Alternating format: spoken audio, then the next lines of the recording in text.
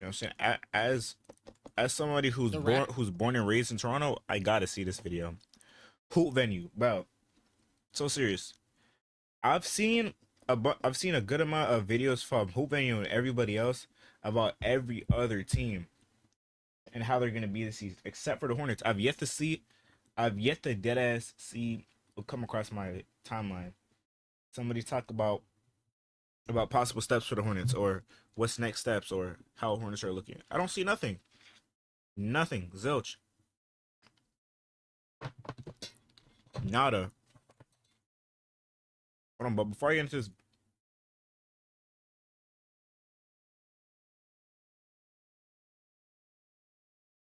the Raptors might be better than you think. The Raptors just followed up their 30-win season with a basically dormant offseason, and while many are scratching their heads, the way this roster has been built over the past couple of years is actually really intriguing. Like you some shit. That's all I gotta say. So, what can we expect from them in 2026? Are they good enough to compete in the East, and what can we make of their future? They were absolutely ravaged by injuries last year. Scotty Barnes missed 17 games, while RJ missed 24, Brandon Pirtle Ingram 25, Dick couldn't play. 28, and Quickly 49. That Dick. was supposed to be their core five, and they played 8 games together. Don't forget, they also traded for Brandon Ingram mid-season, and they played Damn, 8 what the games fuck? together. Don't forget. Yo, Brandon Ingram, you're too rich for all this shit on your face right here, bro. I ain't gonna lie. You're too rich for this. Get you some Tiege Hanley or something. Cause why the fuck you got all them blackheads on his face? All them blackheads and whiteheads. This acne is crazy. Like, you just need to exfoliate that skin. Cause that shit's just straight dirty. You got all that shit on your forehead. And you got braids too. You got all this shit on your forehead. That's not it, bro. That's not it. Invest, They bro. also traded for Brandon Ingram mid-season, who didn't play a single game due to an ankle injury. Basically, they had a ton of different guys in and out of the lineup at various points, lacked any semblance of reliable half-court shot creation, and never did find a consistent groove. Over the 82 games, they ended up with a bottom 5 offense, average defense, and found themselves 11th in the East with a record of 30 and 52. Luckily, those struggles landed them the 9th overall pick, where they selected Colin Murray Boyles. CMB is an incredibly interesting prospect, and it starts on CMB. defense. Because although he's a somewhat undersized big at 6'7", he makes up for that with great strength, tons of length, and most importantly, elite instincts. So there's potential for him to make an immediate difference as a defensive playmaker, whether that's being in the right spot as a helper, getting his hands on the ball, or of course protecting the rim. There's also potential for him to develop into an incredibly versatile man defender. He's quick enough to match up with wings or even fight through screens, with the strength to stonewall bigger forwards or even hang with fives in the post. I'm really interested in a potential defensive duo between him and Scotty. Barnes is also 6'7" with decent strength, but he's got those freakishly long arms that allow him to imitate a traditional big. So he's one of those defensive chess pieces that can take on just about any role. He's mobile enough to stick with wings, and he's even a bit of... See, all listen, Scotty Barnes was supposed to be like the greatest player on the Raptors, but this season he's not even going to be the greatest player on the Raptors. Like he's gonna, like, he's our mascot pretty much. Like you know how, but it's not even disrespectful to say this, but you know how like Toronto's mascot, like, it's like what our team's known for. It's like our lead, not even our leaders. It's like what our team's known for. Like how Toronto is kind of known for Drake, right? Like Drake is like Toronto's mascot. Like, no disrespect in that at all, right? Scotty Barnes is the Raptors mascot. He's not the best player, but he's the mascot. Right now, the best player on the team, Brandon Ingram, hands down, undeniably. I'll probably give defense to Scotty Barnes, but that's it. Of a pickpocket, he's big enough to match up with most 4s and 5s and offer serious rim protection, although you definitely don't want him as the lone big in any lineup. Which really makes you think about what the Raptors plan to do with their lineups. Boyles doesn't really project to be an outside shooter at all, and Barnes is coming off a season where he shot 27% from 3. So in order for them to both share the floor with a 5, it's almost imperative that they're getting some sort of spacing back. With that said though, while neither of them are big enough to be anchor bigs or primary rim protectors on their own, together, both can switch, both can hold down the paint, both can rebound, and maybe that front court pairing can recreate a traditional 5 in the aggregate, just with a lot more versatility. Along with basketball and content creation, another big passion of mine is the gym, and between working out, watching sports, and pumping out these videos, I really don't have time to cook for myself. Fast food is always an option. Prep the meal. Sure, 75 plus or 70 for him, it's a position, but Allen's offense goes. He's a solid, not great ball handler, and he's relatively quick for his position, but not for a 6'7" downhill creator. And that's his on-ball game. Whether it's a perimeter isolation or a post-up, he's looking to get to the rim. Without the burst or handle to create a ton of separation, though, he relies a lot on his strength. And I do wonder how that'll translate to the added size and power of NBA defenders. He's got the touch to finish in a variety of ways, and he's a really good passer. I just don't know how much he'll be able to create for himself without some serious development to either his ball handling or mid-range game. To me, he's at his best away from the ball. Not only can he be a really dangerous slasher in off-the-catch situations, he's really good at big man skills like getting on the offensive glass or screening and rolling, where he's both a dynamic scoring and playmaking threat. Those are Jakob Poeltl's responsibilities, though, and he's pretty much a lock to play at least 26 minutes a game. Not that Poeltl and Collin can't coexist. I think there are a ton of ways to use the two. It's just that Barnes then becomes the awkward guy, kind of just out there and not really spacing the floor, which means that Coach Darko's gonna have to make some tough choices. Or Scotty Barnes just needs to get in the fucking lab and get off 2K and start working on his jumper. I ain't trying to see no nigga go and sell my team again this year. Because I am from Toronto. And I hate to see the Raptors doing bad. And this nigga Scotty Barnes is playing like straight butt, bro. Come on. Scotty, I need you to lock in, please.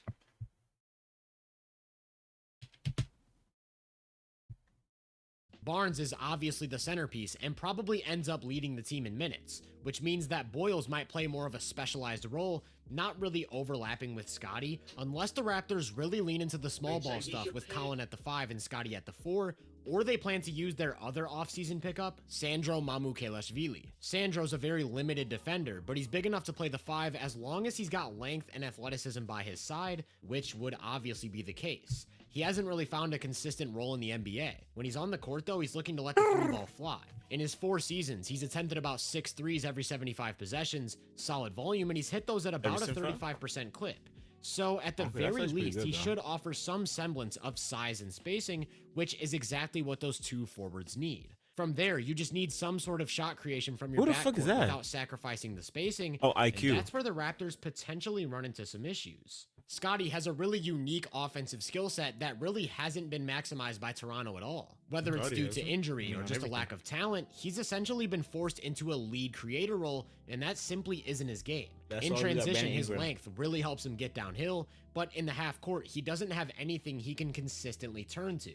Between a lack of burst and a limited handle, he's not always able to create clean driving lanes. His mid-range game is solid. It just isn't near accurate enough to lean on for consistent volume scoring, and like I said, the 3-ball is essentially non-existent. For those reasons, he's at his best playing off of a lead ball handler. He's got great feel for moving without the ball and filling out space, and he's a pretty good finisher at the rim. Most importantly, though, he's a legitimately elite passer, especially in situations where he has an advantage to attack. And that makes him especially effective as a connector, whether he's playing off the catch or operating as the big and pick and roll. If he catches the ball against a tilted defense, you can bet he'll make the right reads to create the best possible offense. Then you can use his mid-post game to attack mismatches or punish switching. We just haven't seen the skill set put to consistent use because he hasn't played with that lead creator, and my question moving forward is whether or not the Raptors... That's exactly why the Raptors need somebody like LaMelo Ball. Elite ball handler, elite playmaker, elite shooter, cone on defense. But do that matter though? Not much. Just if LaMelo Ball comes to the Raptors, honestly, Masai Ujiri, just hit me up. I will help that dude LaMelo Ball get better on defense. All you have to do is have me play 1v1 against him. I'll fry him, and he'll get better on defense eventually. You feel me? Raptors have this guy. Emmanuel Quickley obviously wasn't healthy last year. Based on what we've seen in his 71 games as a Raptor, I'm not out on him as a point guard running the offense. It starts with the perimeter shot creation. He's a really good pull-up three-point shooter. In the last 3 seasons, he's one of only 10 players to attempt at least 3.5 off-the-dribble threes per 36 minutes while knocking down 36.5% of them, with similar production to names like Jalen Brunson or Kyrie Irving. He doesn't have the downhill scoring or in-between game of those guys, but he's got an awesome handle, which he pairs with a nice floater to at least pressure defenses inside the arc. and he's a pretty good passer who rarely ever turns it over, so he'll pretty consistently find the open man. Almost all of his offense comes in pick and roll, and the pull-up shooting demands attention, so that's how you potentially unlock both Scottie and Colin as downhill roll threats. Quickly's big flaw, though, is that he basically never gets to the rim, and that somewhat caps his ability to break down defenses as a scorer efficiently without getting unconsciously hot from three. For that reason, it's hard to see him serve as a lead creator for a playoff team. It's the exact opposite for RJ Barrett. Yep. He's an absolutely monster slasher, getting to the rim at will and generating lots of free throws, so teams have to send help when he has the ball. The problem is that he's not a super efficient finisher, so it's hard to justify building an entire offense around his downhill game like a Giannis or a Zion. And then there's just not much else. The in-between game is non-existent. Oh, fuck no. What the hell is that? Shooting threat in any capacity, and he's just a solid non-existent. He's not a pull-up shooting threat in any capacity. What's that? He's just a solid passer. So this could cause some more issues regarding lineup choices. If you already have multiple playmakers in Quickly and Barnes, and potentially another non-shooter in the front court with Pirtle or Boyles, ideally you want your wings to be capable floor spacers. But if you go with Grady Dick or Jamison Battle for the added shooting, now you're losing another creator and basically abandoning the idea of getting to the rim. Go with RJ, though, another creator, and basically abandoning the idea of getting to the rim. We are not letting that go. Who the fuck 77? Who is 77? Another creator, and basically abandoning the idea of getting to the rim. Bench him. With bench RJ, him, though, if that was me, I would have benched that nigga right away. I'm so serious. Shooting, making it easier for teams to collapse on downhill action. I think that's exactly why they brought in Brandon Ingram, to serve as a sort of best of both worlds. He doesn't shoot the three ball with volume, but he's more than shown the ability to hit them. Over the last 4 seasons, he made about 40% of his catch and shoot threes, and defenses are never going to leave him open, so there's some inherent value when he's away from the ball. With the ball, he's just an absolutely surgical mid-range creator, with the handle, size, and touch to completely torch defenses as a shot maker. Also, I feel confident saying that he's simply the most underrated passer in the league. Not only does he have the vision, he can make basically every pass in the book, and he too runs lots of pick and roll, again unlocking the forwards. The only issue is that, similar to what I talked about with Quickly, Ingram basically never gets to the rim at this point. He's not using the mid-range as a counter, he's actively looking to get to it with each attack, which sort of caps his efficiency, and again, the amount of pressure he's able to generate in the half court. All that's to say, scoring efficiency is a major weak point for this team. The league average true shooting last year was 57.6%. And they shot Barnes landed at about 52%, with RJ a touch below 55%. For sample size purposes, I'll use Quickly's entire Toronto stint, just under 57%, and I'll go back to 2024 for Ingram, where he landed slightly above that 2025 average. It's worth noting that Barnes should be more efficient with added talent, and when he was in a role more fit for his skill set, he was closer to average. Still though, their entire top 4 produces at best league average efficiency. Yeah, he should not have so unless you get a massive leap from one of the young guys, it's hard to imagine this team shooting at league average. This means that the best pathway to positive offensive production is dominating the possession game through second chance opportunities. To their credit, they've done that in the past, and it's not out of the realm of possibility, so I'll call them a slightly below average offense. Ooh. On defense, things can get really interesting. Not only should Scottie and Boyles unlock a ton of versatility, Pirtle's still a pretty big presence in the middle. I also think Jacoby Walters... I'm glad... After seeing a bit of this video, I high-key think the Raptors are going to be like a little bit of a problem. No, they're definitely going to be a problem with defense. Like, niggas are going to get locked up. Scottie Barnes and CMB. CMB. Ooh. I can't wait. I can't wait to watch this shit, and with bro. an offseason of putting on size, he could have a strong year NBA too. Can't come the same goes for Jonathan Mobo, another big, athletic, tooly forward who can switch on to multiple positions, and Jamal Shed, who's too small to really switch, but provides that really pesky physical pressure at the point of attack. Ingram's far from an impact defender, however, he moves pretty well for his size and has the length to make a difference within a strong team context, and I think Ochai Abaji's proven he can contribute to a solid team defense as well. All that's to say, if the Raptors decided to just punt their offense, they'd probably end up with a top 10 defense, maybe even a little bit better. Their lineup consists of with a top 10 defense. He could have went straight up. Why the fuck would he? Why? Maybe even a little bit better. Their lineup consists of a ton of nice defensive pieces, but in order to find them all minutes, they'd have basically no shot creation, shot making, or spacing, so it's about that balance. You've got to find minutes for Dick. Gotta use IQ as your primary ball handler. Need RJ's presence as a slasher. So the final product is a somewhat mid team on both sides of the ball. I like their length and depth on defense, and their roster is filled with great connective passers. But without a true lead creator, questionable spacing, and weak on-ball defense in most lineups, I'm not confident in their ability to be elite on either end, especially when taking into consideration their history of injuries. Overall, I think they'll be a below-average offense with an above-average defense. However, they could easily swing towards a defense-first approach and end up on opposite ends of the spectrum. That would lead to anywhere from the mid-30s to low 40s in win total. I'd expect them to fall a couple games below 500, so I wouldn't be shocked if they missed the playoffs again. I also wouldn't be shocked if they make the first round.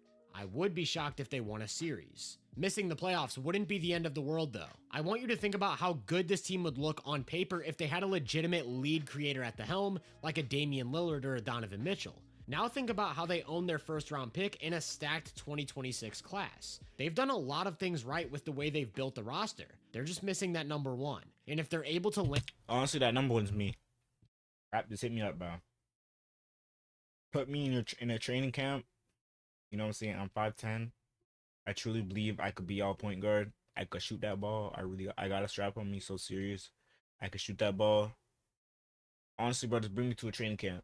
Put me with the Raptors 905 for now. Have me train with them. And I'll come up, bro. I'm the piece that y'all need. And a primary creator, along with all of these other pieces, the sky's the limit for And I'm going to be blocking niggas like Wemby. Like, I'm going to be like, yeah.